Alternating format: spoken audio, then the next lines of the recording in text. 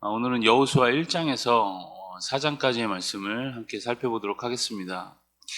우리가 이제 어제까지 모세오경을 창세기, 출애굽기, 레위기, 민수기, 신명기까지 모세오경을 다 마쳤고, 이제 오늘부터는 이제 역사서의 시작입니다. 여호수아서입니다. 이 여호수아서는 이제 여호수아는 모세에 이어서 이제 이스라엘의 최고 지도자가 되었고, 백성들을 인도해서 이제 가나안 땅에 들어가 그 땅을 정복하고 지파들에게 이제 땅을 분배하는 역할을 맡게 됩니다. 그래서 1장부터 12장까지는 이 전쟁에서 땅을 분배하는 이야기가 이제 주로 나오게 되고, 그 13장부터 24장까지는 이스라엘이 이제 그 땅에 정착하기까지의 이제 역사를 보여주고 있습니다. 이제 아브라함 이후로 이제 애굽 그리고 광야를 거쳤던 이스라엘이 이제 약속의 땅인 가나안 땅에 들어가서 이제 비로소 건국의 이제 기초를 놓게 되었던 것입니다. 우리 본론으로 들어가서 먼저 1장을 보면 본래 여호수아는 이제 모세의 수종자였죠. 모세의 옆에서 이제 모세의 일을 돕는 그런 사람이었습니다. 단순한 수종자가 아니라 이제 가장 측근에서 보필하던 이제 보좌관의 역할을 감당했던 사람이었습니다.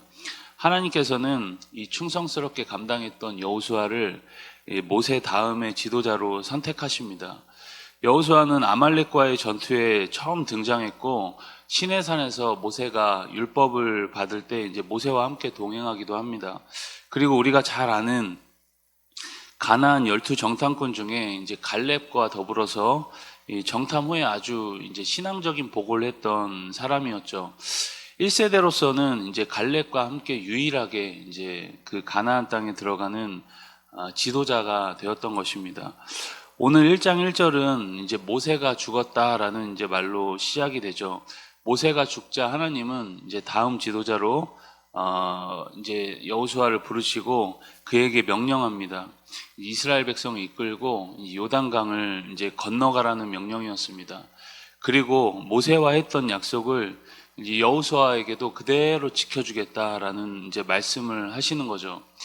이전에 담대했던 모습과는 달리 여호수아가 그런데 굉장히 두려워하고 떨고 있는 모습을 우리는 볼 수 있습니다. 여호수아의 부담이 지도자가 돼서 좋다, 설레다 이제 그런 느낌도 있었겠지만 부담이 굉장히 컸던 것 같습니다. 나름 베테랑이었던 이 여호수아가 두려움에 떨고 있는 모습을 보면 이제 그 자리가 얼마나 큰 이 부담과 막중한 자리였는지를 우리는 짐작할 수 있습니다. 하나님께서는 반복해서 여호수아에게 강하고 담대하라고 이제 말씀을 합니다. 2장으로 가시면 여호수아가 이 가나안 땅에 있는 이제 여리고에 정탐꾼을 보내게 되죠. 정탐꾼들은 이제 한 기생의 집에 들어가게 됩니다. 라합의 집이었죠. 그런데 그들의 위치가 노출이 됩니다. 그곳에 사는 라합이라는 여인이 이제 정탐꾼을 숨겨주게 되죠. 이 여인의 행동이 굉장히 신앙적인 행동으로 나중에 평가를 받게 됩니다. 기생의 신분으로서 이제 장차 예수님의 족보에 들어가는 그런 영광스러운 여인이 되기도 하는 거죠. 여러분, 이유가 무엇이었을까요? 하나님을 믿는 믿음 때문에 라합이 그런 평가를 받는 것이었습니다. 사실은 라합은 이 정탐꾼들을 살려주려고 했다기보다는 앞으로 저 이스라엘 백성들이 이 땅에 쳐들어오면 어차피 이 땅이 무너질 것을 믿음의 눈으로 보았던 것이죠. 그래서 사실은 자신이 살고자 하는 믿음이 더 컸을지도 모릅니다. 가나안이라는 국가적으로나 사실 개인 도덕적으로 보면 이 여인의 이 행동은 그렇게 아름다운 모습이라고 할 수는 없겠죠. 우리가 딱 객관적으로 평가를 해보자면 나라를 배신한, 사실 어떻게 보면 매국노, 배신자라고 할 수 있습니다. 그러나 여러분, 성경은 이 도덕에 관한 책이 아니기 때문에 도덕적인 요소가 없는 건 아니지만 도덕이 중심적인 본질적 메시지가 아니기 때문에 누가 착하냐 나쁘냐를 이야기하는 것이 아니라 누가 하나님의 편에 섰느냐, 믿음의 싸움인 것이죠. 어쨌든 여리고성의 라합 이야기가 2장의 주된 내용이라는 것입니다. 우리 3장으로 가시면 이제 이스라엘이 드디어 이제 요단강을 건너게 되죠. 이제 진짜 새로운 여정의 시작입니다. 40년을 광야에서 떠돌았는데 이제야 요단을 건너서 약속의 땅으로 들어가게 됩니다. 설렘과 함께 이제 두려움이 교차하는 순간이죠. 새로움에 대한 설렘이 분명히 있지만 한편으로는 큰 걱정도 앞두고 있었습니다. 그곳에 정착해 살던 이제 가나안 백성들과 싸워야 했고 그들을 쫓아내야만 했습니다. 철저하게 이제 군사훈련에 집중해야 하는 그런 시기라고 할 수 있겠죠. 그러나 하나님께서는 특별한 그 전에 명령을 하십니다. 요단을 건널 때 이제 하나님의 임재를 상징하는 언약궤를 제사장들에게 매게 하고 요단강에 그들이 먼저 들어서게 합니다. 하나님이 앞서 진행하는 전쟁이라는 것을 이렇게 시작부터 상징적으로 보여주는 장면이죠. 다른 것보다 너희의 군사력, 너희의 어떤 경제력, 너희의 힘을 의지하지 말고 하나님을 의지하라는 거죠. 여러분, 우리 삶에 있어서도 마찬가지입니다. 모든 일에 항상 먼저 주님을 앞세우는 연습, 주님을 바라보는 연습을 하는 것입니다. 하나님보다 앞서서는 우리가 분명히 실수를 하게 됩니다. 하나님보다 앞설 때 두려움과 불안이 우리 가운데 항상 찾아옵니다.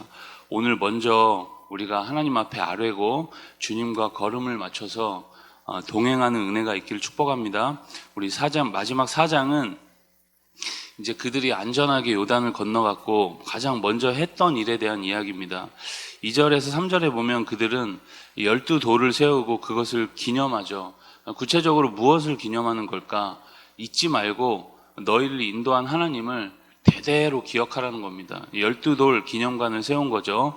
다른 건 다 잊어도 광야를 지나서 이 요단강을 마른 땅으로 건너게 하신 하나님의 그 은혜는 절대 잊지 말라. 대대로 이제 그런 메시지로 이렇게 돌을 세우게 됩니다.